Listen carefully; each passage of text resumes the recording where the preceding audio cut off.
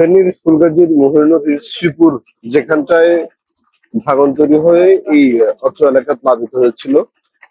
দর্শক আপনারা দেখছেন এখানে ইতিমধ্যেই বাঁধের যে মেরামত কাজ সেটি শুরু হয়েছে।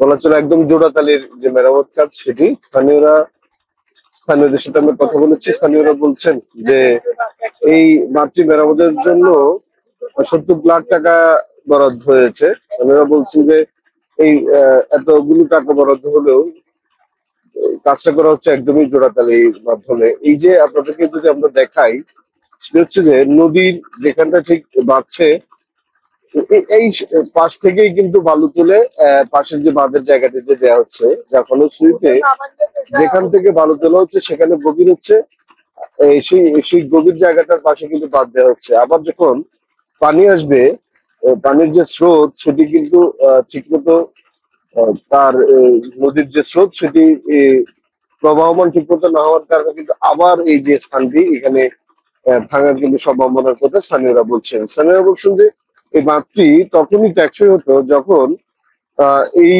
যে বালুগুলো দেওয়া হচ্ছে, মাটিগুলো দেওয়া হচ্ছে, সেই মাটিগুলো যদি অন্য কোনো স্থান থেকে এনে দেওয়া হতো। এক্সট্রিম মশার কয়েল প্ল্যান্ট ফাইবার দিয়ে তৈরি, তাই সহজে ভাঙে না, সুগন্ধিযুক্ত ও নিরবিচ্ছিন্ন ভাবে চলে। ডেঙ্গু, চিকুনগুনিয়া বাহি সহ যে কোনো মশার বিরুদ্ধে দেয় এক্সট্রিম সুরক্ষা। পাশেই নদী গর্ত করে, নদী গভীর করে যে বালু তুলে এখানেই যে আবার মেরামত যে প্রক্রিয়া, সেটির কারণে কিন্তু আবার কিন্তু এই জায়গাটি ঝুঁকির মধ্যে থাকবে বলে স্থানীয়রা মনে করছেন। সব মিলিয়ে এখানকার মানুষের যে ভোগান্তি এবং দুর্ভোগের যে চিত্র সেটি কিন্তু প্রতি বছরই থাকে এবং তারা কিন্তু এখান থেকে এই যে চোরাবালি, এই যে দুষ্টচক্র, এটি থেকে কিন্তু তারা বেরোতে পারছেন না। স্থানীয়রা বলছেন যে প্রতি বছরই বর্ষা এসে ভাঙে এবং বরাদ্দ হয় আবার ভাঙে, এই যে দুষ্টচক্র এটি থেকে কিন্তু তারা বেরোতে পারছেন না। প্রতি বছর বাঁধগুলো ভাঙলে স্থানীয়দের ভোগান্তি হলো, স্থানীয়দের সম্পদ হানি হলো। একটা দুষ্ট চক্র তারা কিন্তু খুশি হয় যে নতুন করে পানি উন্নয়ন বরাদ্দ দিবে এবং কাজ করবে, সেখান থেকে তাদের যে ফায়দা সেটিতে কিন্তু তারা নিতে পারবে। এই যে একটা প্রক্রিয়া সেটি কিন্তু প্রতি বছরের মতো এবারও হচ্ছে। আমরা দেখছি যে বাঁধের কাজ হচ্ছে, কিন্তু স্থানীয়রা বলছেন যে এই বাঁধটি হয়তো বা বৃষ্টি এলে আবার ভাঙবে, কারণ নদীর পাশ থেকে কিন্তু মাটি তোলা হচ্ছে। সব মিলিয়ে যে পরিস্থিতি, মানুষের কিন্তু স্বস্তির জায়গাটা কিন্তু নেই। মানুষের যে অসন্তোষ, অস্বস্তি এবং বাঁধ কেন্দ্রিক মানুষের যে বিরূপ প্রতিক্রিয়া সেটি কিন্তু এখনো আছে।